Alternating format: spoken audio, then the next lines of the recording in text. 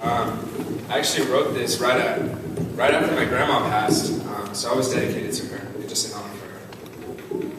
Mindless games start with wounded hate, and these wounds are a paths that rise alas as the allegory the cave hides its name. We walk blindly, filling up this world with such pain, and as we lay on our bed, the silence rushes through our veins, entering way beyond our brain, and unleashing and unlocking the imprint of His holy name, screaming out, "I died for you!" So sin wouldn't be your fame. But you see me on the cross and you look at me lame. But you have no idea that I did this for your sake. Because before you were even born, I loved you. And I'm sorry for all the wrong ways this world has brought you.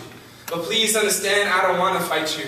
For I die every second when you think I don't love you. See, I look at my hands and I see two worlds. One with the power to beat and hurt, and the other one with the power to heal and restore. It is my hands that brings this destructive door.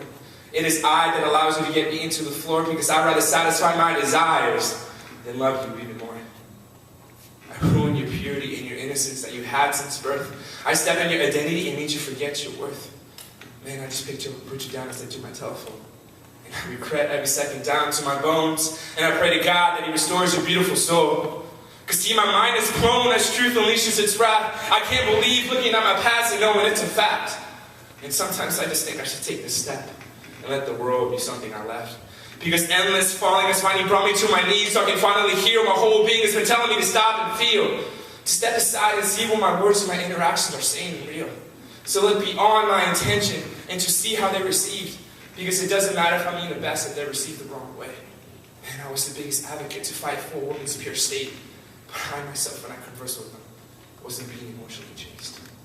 Enter into a place where our souls will connect like a couple on a honeymoon date, because there are thoughts and ideas and memories that your spouse should be the only one allowed to enter that gate.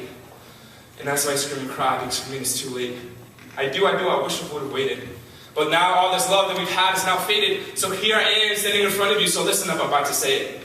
I love you, but I know we'll never make it. Because all I've done is given you a heart full of hatred. Because I'd rather see you smiling than to simply talk to you for a second. But please understand the way I was raised at an early age. I would wake up to see my mom with a sex mate. And when she was gone, my babysitter would change my whole fate by pulling me close. Man, I didn't even understand the word rape. That's why I don't even know how to treat a woman. Yes, it's hard to say, but it's time that I stand up and stop running away. Women, it is you that holds the key to show us, man, how to simply be. To simply be humble enough to simply wash your feet.